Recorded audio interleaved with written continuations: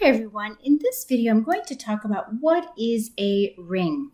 So a ring is a set, and I'll call it R, together with two binary operations, addition and multiplication, such that three properties hold.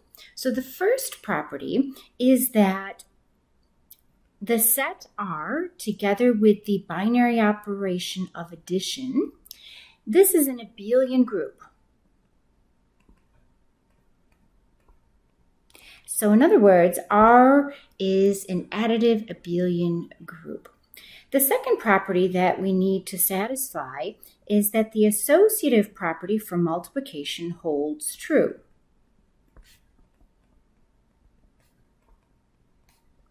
So by associative property, I mean for all elements, I'll call them A, B, C in the ring R, we need to satisfy A times B times C is the same as if we had associated the first two together, A times B times C. Notice I didn't change the order, so we're not talking about commutative properties, we're just talking about associative properties here. So we need to have a set together with addition, and we've got an abelian group, and then we've got multiplication going on such that multiplication is associative. And the third thing we need to satisfy is that the distributive property holds. So for example, again, we're looking at elements A, B, C in the ring R. We're looking for the property that A plus B times C is equal to A times C plus B times C. And similarly, if we had A times B plus C, that would be the same as A times B plus A times C. So if we satisfy those three properties, we've got a ring. Now, there's a couple of other definitions I want to give here before we jump into some examples. So the first extra definition I want to give here is something called a commutative ring. So a ring which is commutative with respect to multiplication, that's what we call a commutative ring. So a ring R which is commutative with respect to multiplication is called a commutative ring. So, we've already satisfied commutativity up here by R as an abelian additive group. So we already know addition is commutative, but this criteria being a commutative ring really refers to whether multiplication is commutative. Okay, so the key word here to keep in mind is what's going on for multiplication. Is multiplication commutative or not? That's what we're using to decide if R is a ring or not. And then the other, underline that, the other definition that we want to take a look at is what we mean by the identity in the ring. So we say a ring R has an identity if there exists a multiplicative identity. Like, it definitely has an additive identity because we know R is an abelian group. But the question is there a multiplicative identity? And sometimes you'll see this referred to as R has a 1. So sometimes you'll see this written R has a 1. Now, sometimes we know from abstract algebra part 1 that when we talk about the identity, it might not actually be a 1. The identity might be the identity matrix, which isn't really 1. It's some sort of matrix, or it might be the identity polynomial, or, depends where you're working. But we say it has a 1, and that 1 could be something other than the integer value 1. So we'll see some examples of that in a minute. So let's take a look at a few examples. So let's see. For examples, let's take a look at number 1. Let's look at the set of real numbers. So this is the set of real numbers that we know and love.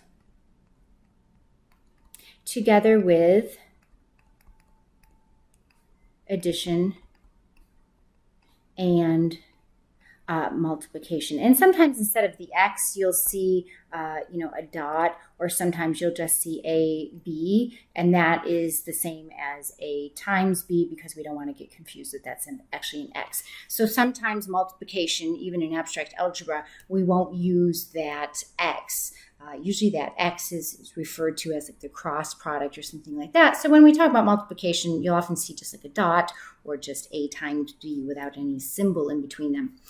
Anyways, the set R, the set of real numbers together with addition and multiplication, let's consider whether this is a ring. So certainly the real numbers together with addition is an abelian group. We know that addition makes this a group. There's an identity, it's 0, and we know that addition in the real numbers is commutative. So that's good. We also know that multiplication is associative and the distributive property holds. So we can say that R is a ring. Furthermore, since multiplication is commutative, we can say that R is a commutative ring. And lastly, there is a 1, so we can say R has an identity, meaning a multiplicative identity. Now, one thing I want to caution you, let's just make a note here.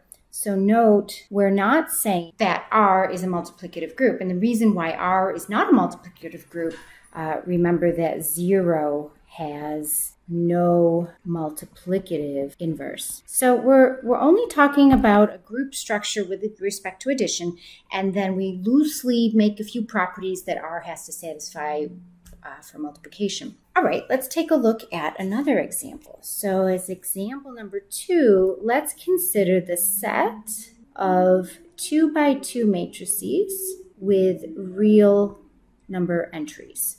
So I'll say with entries from the ring of real numbers. Okay, so in terms of a 2 by 2 matrix, we're looking at things like A, B, C, D, where A, B, C, and D are elements of the real numbers. So we're looking at this particular set, and that's a lot to write down. So instead of writing all that down, I'm going to write the set of matrices, capital N for matrices, a subscript of 2 to represent 2 by 2 matrices, and then I'm going to say the entries come from the ring of real numbers. So that's just a notational way of talking about the set of 2 by 2 matrices with entries from the ring of real numbers. So we can go through this kind of thought experiment to say, okay, is it an abelian group? So it is an abelian group under addition. Check. That's because matrix addition, we can add up our matrices in any order. It is commutative with respect to addition.